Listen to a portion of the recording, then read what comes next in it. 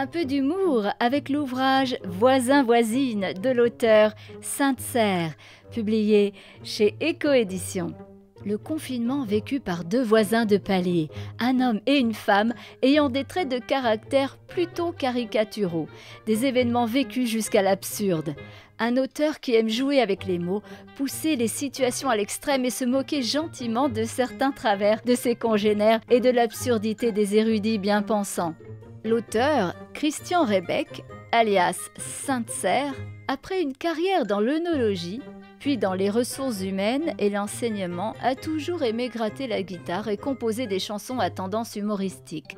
Il s'est retrouvé au moment de la retraite en pleine pandémie Covid, ne débutant et ne finissant jamais une journée sans compléter une grille de mots croisés, aimant jouer avec les mots à la façon de Raymond DeVos. C'est tout naturellement que l'idée d'écrire et d'envoyer à ses amis et au quotidien une histoire courte lui est venue. Une façon bien à lui de garder le contact. Ce recueil est la somme de ces histoires qui retracent le journal de deux voisins-voisines, aux traits caricaturaux, et ils vivent les situations jusqu'à l'absurde. Notons que l'auteur renie toute ressemblance avec des personnes ayant vraiment existé. Parmi les retours lecteurs, cet ouvrage se démarque de tous les autres abordant le Covid-19 à travers les relations de voisinage. Partagez un moment hilarant, une vraie bouffée d'oxygène. Écoutons un extrait. Il est hypocondriaque et paranoïaque. Elle est blonde et insouciante. Ils sont voisins de palier au 2e étage d'un petit immeuble. Il est habitué au télétravail et elle est professeure des écoles. Chacun va vivre la crise pandémique à sa manière, au fil de l'actualité. Tous les deux vont tenir un petit journal durant le confinement et le déconfinement. Le voisin, 15e jour de confinement. Comme tous les matins, je me réveille à 6h30. La journée va être très longue. Je reste au lit une demi-heure de plus, histoire de gagner du temps. Il fait moche dehors. Je refais entièrement mon lit en tirant bien fort sur les draps, pour ne pas avoir de plis. Je commence à détester les plis. Douche d'une demi-heure, suivie d'un séchage intensif avec une serviette de bain très râpeuse. Il faudrait que j'essaye le sèche-cheveux. Comme le virus n'aime pas la chaleur, je vais le faire cramer. Pour passer le temps jusqu'à midi, je décide de donner à manger à Bubule, en laissant tomber sa nourriture dans l'eau, paillette par paillette. J'en ai au moins pour 1 heure. Bouffe pas génial à midi. J'entame la 10e boîte de conserve de pois chiches. Il y avait plus que ça, la supérette du quartier. Avec des pâtes italiennes, bien sûr. Une petite sieste, en regardant des navets à la télévision, et c'est parti pour un après-midi de merde. Cela fait 3 fois que je lave les murs de la cuisine avec du liquide vaisselle. J'en avais stocké 10 litres pour pouvoir me laver les mains. Ouais, il fallait se laver les mains plusieurs fois par jour. Au début, je faisais un lavage toutes les demi-heures.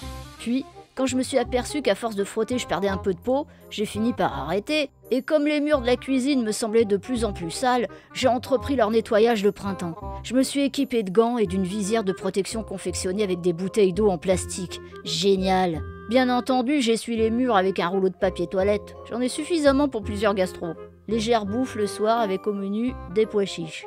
Puis, télé avec des pubs vantant les mérites de l'apéro entre amis. Je vais les tuer. Film débile, je vais me pioter. La voisine. 16e jour de confinement. La journée s'annonce bien. Il fait assez beau.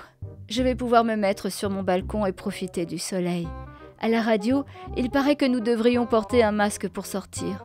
Pour moi, il n'en est pas question. Et mon bronzage? Il paraît que nous devons réduire nos contacts. Je vais avoir du mal à faire un choix dans mon répertoire. Et perdre des amis définitivement me navre un peu. Aussi, pour ne pas les blesser, j'ai essayé de les joindre avec mon portable. Jessica, Barbara, Marie-Charlotte, Claudine, Alexandra et même Clotilde, ma meilleure amie, ne m'ont pas répondu. Il n'y a que Sonia et Natacha qui ont décroché. Il est très fort, mon portable. Il a réduit mes contacts tout seul. Pourtant, j'aurais aimé qu'il me laisse Clotilde et qu'il supprime Barbara. Je vais lui envoyer un SMS pour lui demander d'effectuer l'inversion. Le voisin.